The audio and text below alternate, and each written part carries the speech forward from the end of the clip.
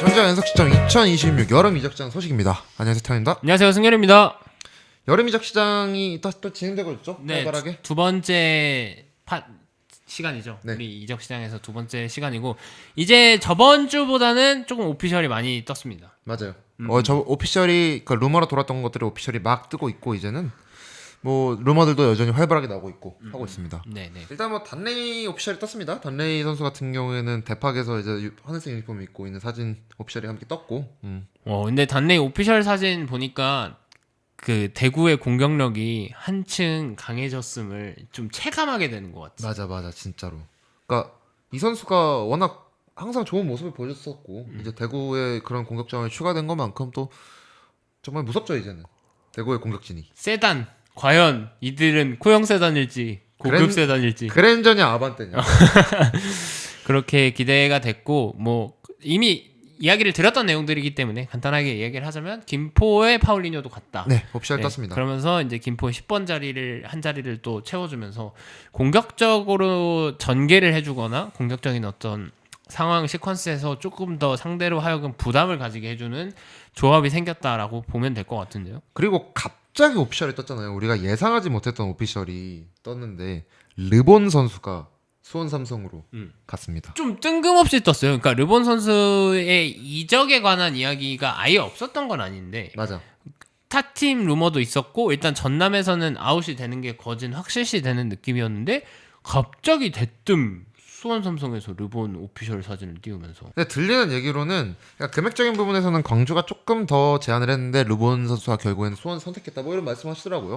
그리고 이게 갑작스런 영입이 아니고 수원도 여름 이적 시장에서 측면 자원을 보강하려는 계획을 갖고 있었다. 뭐 이렇게 얘기를 하더라고요. 그 르본 선수가 수원으로 가면서 사실 수원에서 윙어 형태 속도를 살려줄 수 있는 윙어 그리고 사이드에서 1대1을 쳐줄 수 있는 공격수가 사실상 박지원 정도밖에 없다고 봤어야 되는데 박지원 선수가 지금 부상이면서 그쪽 자리에 공백이 없지는 않았거든요. 그쵸. 그러니까 헤이스나 패신도 뭐 패신도 부상이긴 하지만 어쨌든 이 두 선수도 어쨌든 중앙 좀 안으로 치고 들어오는 형태의 공격수들이기 때문에 사이드로도 벌려줄 수 있는 옵션이 하나 더 생겼다고 하면 그 부분에 있어서 수원한테는 이거 좀 그 좋은 긍정적인 의미의 변수가 생길 만한 영입이지 않을까 싶습니다. 한층 더 무서워지는 것 같긴 하나. 단 이번 주에 수원 삼성을 만나는 게 그런 의미에서 좀 다행으로 생각되긴 합니다. 그치 다음 주에 만났으면 르본도 있었을 거 아니야. 근데 르본 선수가 그때 부상으로 한번 나가긴 했거든요. 저 성남이랑 경기할 때 부상으로 아웃했는데 뭐 복귀를 할 수 있는 시기가 좀 지나긴 지났을 거니까 아마 다음 주 경기부터는 보실 수 있지 않을까 싶습니다. 네. 그리고 광주도 폭풍 영입을 계속하고 있습니다. 그러니까 사실 그 전에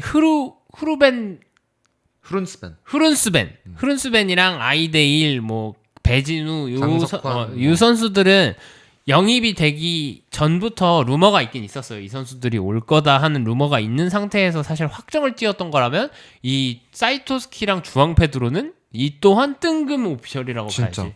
그러니까 그래서 사실 사이토스키 선수도 그 전에 광주에서 뭐 오픈 트레이닝을 하고 이럴 때 포착이 된 적이 있었대요. 근데 뭐 사실 외부로 유출하지 않는 뭐 그랬으면 좋겠다 뭐 그랬었긴 한데 결국 오피셜 떴습니다. 광주는 그러면서 엄청나게 외국인 선수의 자리들을 지금 다 채웠다고 봐야 되죠. 그렇죠. 흐른스벤, 프리존슨, 사이토스키, 주앙페드로, 아이데일까지 해가지고 5명이 채웠고 지금 5명이 리그원에서는 동시 출전이 가능하잖아요. 그러다 보면은 이 선수들이 한 번에 나와가지고 공격적으로 조금 더 힘을 발휘할 수 있는 형태가 될 거고 사이토스키 선수부터 이야기를 하면 이 선수 어린 선수긴 합니다. 03년생. 네, 03년생 윙어고 왼발잡이 선수인데 뭐 장점으로 따지면은 오프 더 볼, 뭐 전방 압박 뭐 이렇게 있다고 해요. 결정력도 장점이라고는 합니다. 뭐 사실 뭐 근데 뉴스에서 우리가 실제로 이 선수 플레이를 본 게 아니고 약간 그 뉴스에서 나온 소개나 이런 걸로 봤을 때 그런 거 얘기하잖아요. 근데 그렇게 따지면은 모든 선수가 완벽한 선수이기 때문에 그리고 공격수가 결정력이 장점이 아니면 안 되지 않아요? 맞아요. 또 사이토스키 선수가 이제 또 뭐 최전방까지도 가능하다고 합니다. 또 왼쪽 오른쪽 다 된 윙어라는 게 또 장점이고 이 선수가 슬로베니아 선수거든요. 이 선수 에이전트가 세슈코랑 같은 사람이랍니다. 아 그래요? 네. 슬로베니아 최고의 스타 아닙니까? 슬로베니아 최고 스타죠. 세슈코. 세슈코 잘하거든요. 그치. 좋은 선수예요. 네, 그렇게 보면 될 것 같고 일단 오른쪽에 신창문 선수가 컴백을 해서 뛸 수 있다고 하면 왼쪽에 이제 사이토스키가 위치를 하면서 양쪽 측면에서 조금 더 활발함을 가져줄 수 있는 형태의 공격진을 갖췄다고 보면 되고 이 전 소속팀이 알루미니라는 NK NK 알루미니라는 팀인데 홈 경기장 수용 관중이 600명이래요. 보통 K리그 경기장에서 한쪽 뭐 스탠드 뭐 예를 들어서 그 가변석 뭐 이런 게 약간 몇백 천 뭐 이 정도잖아요. 근데 600명이면 티켓 구하기가 빡세겠는데? 그냥 그 정도면 그냥 가서 앉아야 되지 않나? 그치. 학교 운동장급인데? 시즌권을 팔아도 600장을 하는 팀이 K리그에도 많잖아요. 모르긴 몰라도 뭐 자리만 600석이고 잔디밭에 앉아서 볼 수 있다거나 이럴 수도 그치. 있으니까 다양한 종류의 좌석들이 그렇게 될 수도 있을 거라고 생각합니다. 네, 그리고 주앙 페드로 선수 이 선수도 오피셜이 떴습니다. 이 선수는 수비수고요.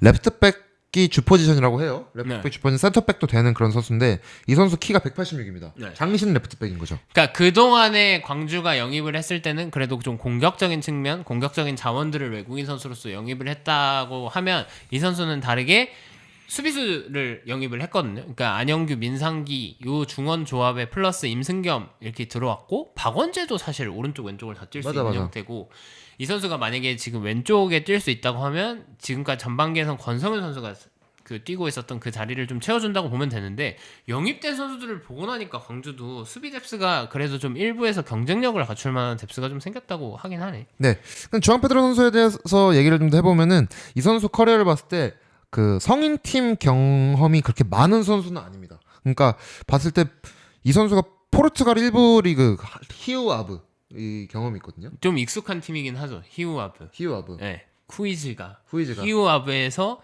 성남으로 왔거든요. 아, 히우 아브에서 온 거예요? 히우 아브에서 그랬을걸요?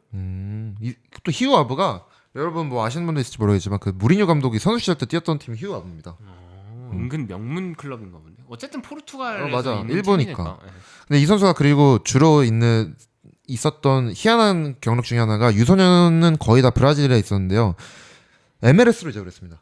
MLS 샬럿이라는 팀에서 뛰었는데 사실 샬럿 1군 팀에서 뛴 건 8경기밖에 안 되고요. 대부분은 MLS 리저브 리그 넥스트 프로라는 데서 34경기를 떴습니다. 23년도 24년도에.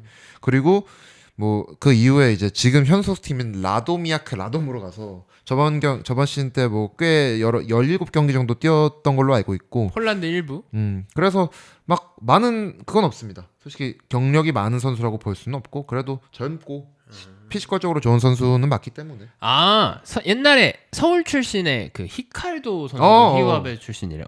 이 팀에서 은근히 K리그랑 연이 있네. 그러니까 히우아베에서 많은 선수들이 오네. 네, 주앙 페드로 직접적으로 온 건 아니지만 주앙 페드로 프리미어리그 주앙 페드로가 왔으면 우리나라가 뒤집혔을 겁니다. 그치, 그거는 주앙 페드로를 영입할. 이렇게 되면서 광주는 조금 더 좋은 스쿼드 뎁스 그리고 퀄리티를 갖춘 팀이 되어가고 있는. 그러니까 사실 반 시즌 뚝뚝 이렇게 끊겨 봐도 다른 팀이 될 정도의 스쿼드를 갖춰나가고 있다 이렇게 봐도 될 것 같습니다. 네, 맞습니다.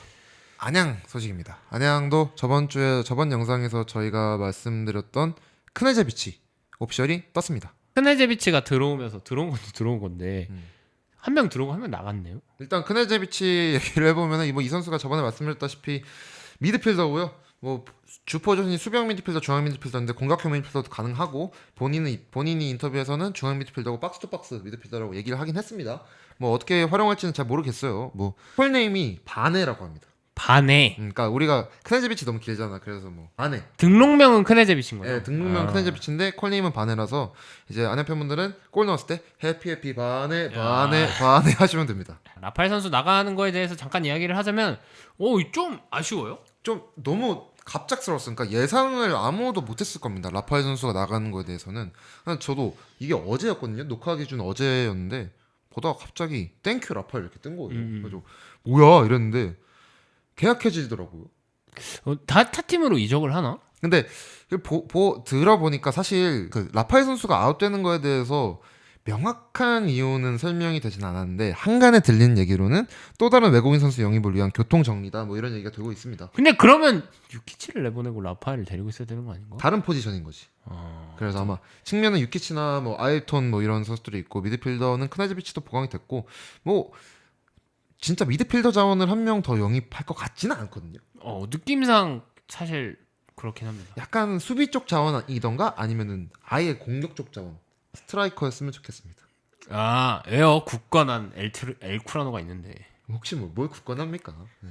아무튼 그래서 그러니까 라파엘 선수는 계약을 해지했고요. 근데 이 선수가 정말 저렴한 가격에 계약을 해가지고 뭐 계약도 자체 1년 계약이었다고 해요. 뭐 이 선수가 꽤 괜찮게 봤거든요. 그래서 전반기 때. 뭐 일단 활동량도 너무 좋고 일단 멀티 포지션인 것도 엄청 장점이고 경기 나왔을 때도 좀 잘해주는 모습이 있어서 기대를 했는데 뭐 좀 갑자기 떠나게 되는 게 좀 아쉽긴 합니다. 네, 그 부분에서는 라파엘 선수는 저희가 실제로 경기를 보면서도 저 선수 조금 더 발맞추면 되게 좋은 활약을 할 수 있을 것 같다라고 얘기를 했는데 그 부분에 있어서는 좀 아쉽게 됐습니다. 근데 라파엘 정도면은 사실 다른 K리그 팀별에서도 조금 좀 입절이 들어올 법도 하거든요. 지금 FA로 풀린 거 보면. 근데 뭐 이유가 있겠죠. 사실 지금 중원의 각 팀마다 중원의 외국인 선수들이 확정적으로 고정이라고 불릴 만한 선수들이 한 명씩은 거진 대부분 다 그치. 있는 편이기도 하고 기대가 되는 부분이 있긴 있었으나 이 선수가 사실 리그에서 뭐 어떤 좋은 활약을 보여줬다라고 말하기에는 아직 조금 아쉬운 부분이 있기 때문에 뭐 아쉽습니다. 네. 네. 강원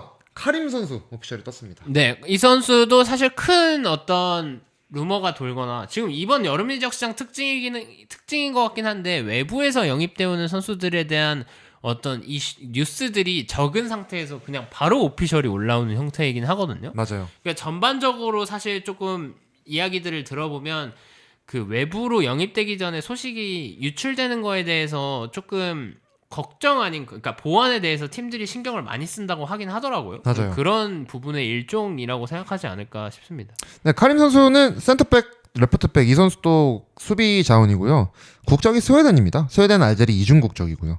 그 전 소속팀이 MC 오랑이라는 데인데 여기가 어디 알제리 팀이래요. 알제리 팀이구나. 알제리 리그에 있는 팀은 또 처음 들어보는 것 같은데. 그니까 MC 오랑은 처음 들어보는 팀인 것 같아요. 근데 이 선수의 장점이 어쨌든 적극적인 오버래핑이랑 킥에 좀 장점이 있다고 하니까 근데 그 송준석 선수 자리 정도라고 생각하면 되거든요. 이기요? 근데 3백을 쓰면 이기혁, 신민아, 강수지 뭐 이렇게 나온다고 쳤을 때 그럼 윙백을 봐야 되는 거 아닙니까? 그러게. 근데 사실 모르겠네. 이 선수의 그러니까 영입이 되고 이 선수에 대해서 조금 찾아봤는데 어떤 식으로 활용이 될지는 진짜 조금 경기를 들어가 봐야 알 것 같다? 라는 느낌이긴 해요. 그러니까 아무래도 이 선수가 어린 선수는 아니고 나이적으로는 전성기에 있는 선수라고 봐야 되거든요. 그러면 이제 즉시 전력감으로서 영입을 했다고 봐야 되는데 그럼 이기혁 선수 아웃 루머가 그러니까 요새 많이 돌고 있으니까. 그거에 대한 대비책이라고 생각이 좀 들기도 드네요. 알제리 리그에서 나름 명문이에요. 아 그래? 근데 알제리 1부 리그 4번 우승했네. 최근 우승이 93년도인데요? 근데 되게 오래됐다. 17년도에 상대 1917년. 그럼 명문이 맞네. 명문이. 근본 팀이네. 쌉 근본 팀이니까. 네. 그리고 박정인 선수 부천행 오피셜이 떴고요. 뭐 조성준 선수도 부천에 간다는 얘기들이 나오고 있습니다. 네. 박정인 선수의 영입이 부천에서 박정인? 약간 의아하긴 했어. 이건 몬타뉴의 맞아. 대체자라고 봐야 되나 싶긴 싶더라고요. 근데 느낌이 좀 다르지 않나요? 느낌이 다르긴 한데 어쨌든 포지션 상이라고 보면 사실 같은 포지션에서 뛰는 선수기 때문에 비슷하지 않을까 싶고 조성준 선수도 사실 리그2에서 보시는 분들이라면 다 알 법한 선수긴 한데 막 엄청나게 큰 임팩트를 주는 선수는 아니어가지고 좀 의아하긴 했다. 이 선수가 작년에 김포에서 뛰었잖아요. 근데 올해는 아직 소속팀이 없는 걸로 알고 있습니다. 맞아요. FA였다가 된 걸로 알고 있는데 부천이 전반적으로 영입할 때 아무래도 이 팀도 스몰마켓이다 보니까 알짜배기 영입을 좀 많이 하는 형태를 겨울에도 보여주긴 보여줬거든요. 그런 기조의 일환이지 않을까 싶습니다. 서울은 정현우 선수를 영입했습니다.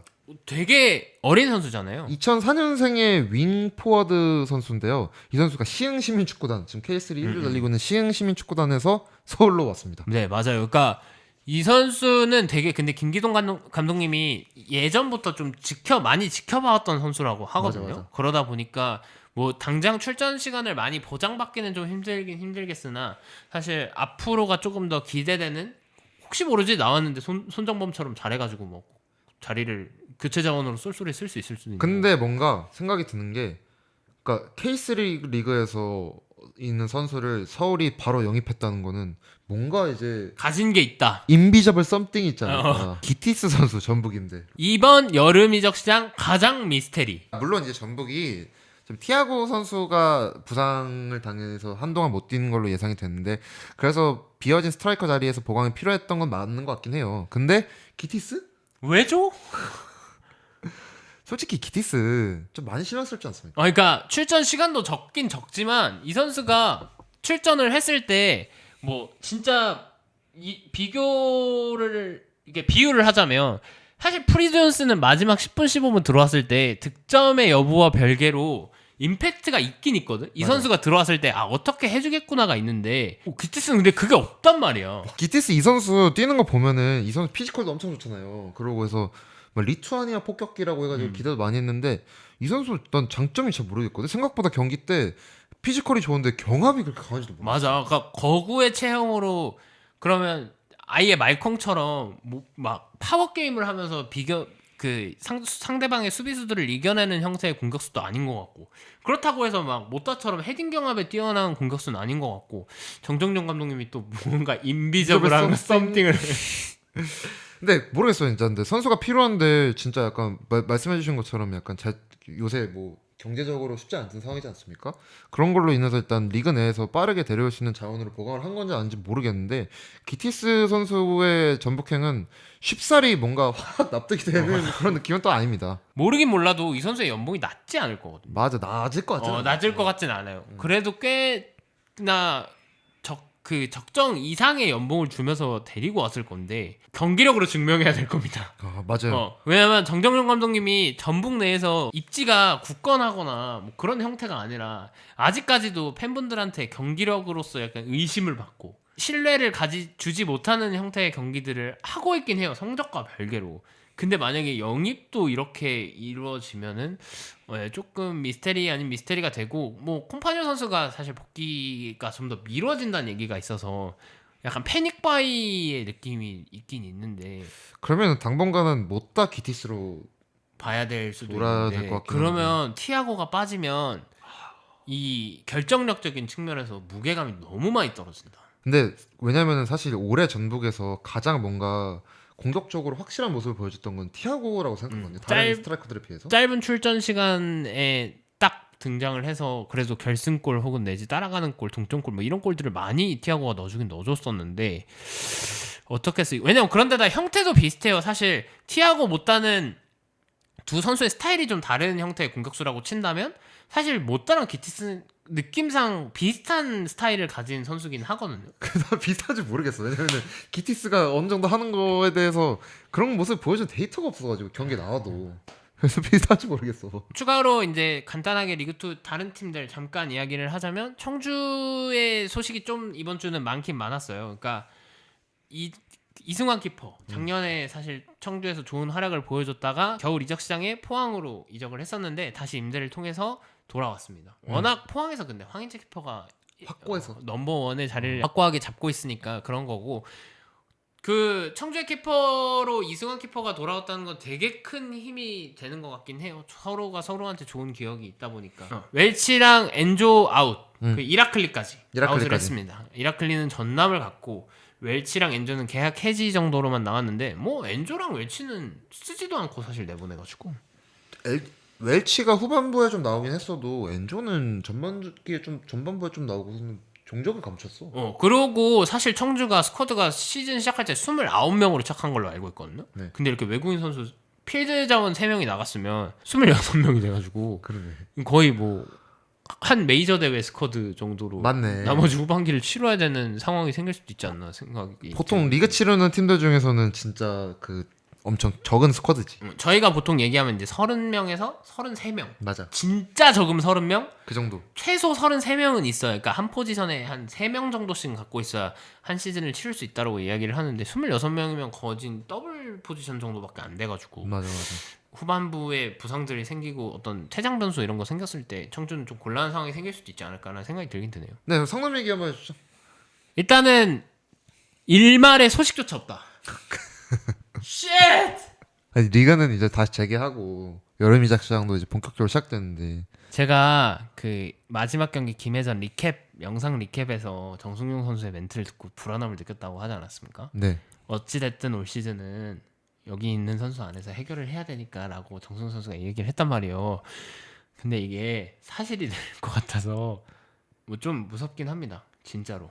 근데 진짜 어떻게 뭐 예를 들어서 어떤 포지션을 찾고 있다 뭐 하는데 뭐 그런 루머가 조차 없잖아 지금. 아예 없어요. 그냥 근데 물론 올 시즌 겨울 이적 시장 영입을 할 때 안젤로티, 료지, 쿠도 전부 뜬금포로 뜨긴 떴잖아요. 빌레로 맞아, 정도 맞아. 말고는 사실 오피셜이 뜨는 과정에서 루머조차 없다가 한 번에 빡 뜬 형태기도 하고 지금 성남의 팀 기조 자체가 아무래도 예산이 너무 적다 보니까 이게 루머로 누군가 영입한다고 흘러나가면 거기서 몸값이 점핑되는 경우가 있기 때문에 그래서 보안을 좀 더 철저히 유지하는 경향이 있긴 한데 지금 그래서 다른 긍정회로를 하나 돌리고 있습니다. 뭐요? 료지와 쿠도는 새로운 영입과 같다. 그들의 복귀는? 아니, 그들의 복귀라기보다는 아직 전반기에서 큰 활약 출전 시간을 보장받지 못한 선수들이기 때문에 그쵸. 이들의 후반기 활약은 새로운 영입과 같다. 그래서 우린 여름 이적장에 2명을 영입한 거랑 마찬가지다. 야, 진짜 기가 막히네요. 보통 사람이라면 생각하기 쉽지 않은 그건데 얼마나 긍정적이고 좋습니까? 미친 겁니다. 긍정을 넘어서 미친 겁니다. 이렇게라도 생각해야 맨정신으로 축구를 볼 수 있는 거거든요. 쉽지 않네요, 성남은 진짜. 아, 근데 참 어떻게 이렇게 조용한지 모르겠습니다. 네, 뭐 사실 시즌 시작하기 전에 이야기를 했던 것처럼 뭐 여름 이적 시장의 추경을 받기도 좀 어려운 상태이기도 하고 올 시즌은 그냥 이번 여름 휴식기는 그냥 좀 더 조직력을 다지는데 만전을 기하지 않았을까라는 만전을. 생각입니다. 뭐 인스타 보고 하니까 컨디션 좋더라. 아 그리고 월드컵에서 브라질이랑 일본이랑 경기를 펼치지 않았겠습니까? 네. 최근에 그래서 브라질이 극적인 경기 그 역전골로 극장골을 넣으면서 일본이 이겼잖아요. 그래서 우리 팀 브라질 선수들이 그거 봤어요. 그 후도 라커룸에다가 브라질 유니폼을 걸어놓고 인스타 사진을 찍어서 올렸더라고요. 그래서 쿠도가 인스타에 미친 사람들이라고 그런 얘기 그렇게 해서 재밌게 잘 보내고 있구나. 그리고 엘리는 그 굿게임이라면서 주먹 인사를 하더라고요. 쿠도한테. 잊고 있었던 건데 그 우리나라에도 워낙 여러 국적을 가진 축구 선수들이 많기 때문에 외국인 선수들도 그들끼리도 본인 자국의 어떤 성적에 따라서 업다운이 되게 크겠구나 이 생각이 들었습니다. 그런 의미에서 브라질이 우승하고 엘리랑 베니시오가 미쳐 날뛰는 안젤로티까지 미쳐 날뛰는 시즌이 됐으면 좋겠습니다. 좋은 기운 받아서. 그렇게 되나요? 네. 이번에는 아무래도 오피셜들이 좀 많이 뜨는 이적 시장 뉴스들을 좀 가지고 왔고 루머들은 앞으로 한 2주 정도 남았죠. 2주 정도 뒤까지는 이적 시장 소식들을 저희가 가지고 올 수 있을 것 같아요. 경기가 진행되면서 이번 주부터 후반기가 시작되기 때문에 또 여름 이적 시장이 열려 있는 상태에서 경기를 치르다 보면 또 어느 포지션에서 부족한지 그리고 또 예상치 못한 부상이 나왔을 때 그 부분을 채울 수 있는 영입들을 급하게 알아보면서 진짜 개뜬금없는 영입들이 나올 가능성이 있거든요. 그쵸. 에쿠라노 성남. 아 톱자원이 오면 일단 박수치고 반겨주긴 하겠습니다. 네. 네. 네, 지금까지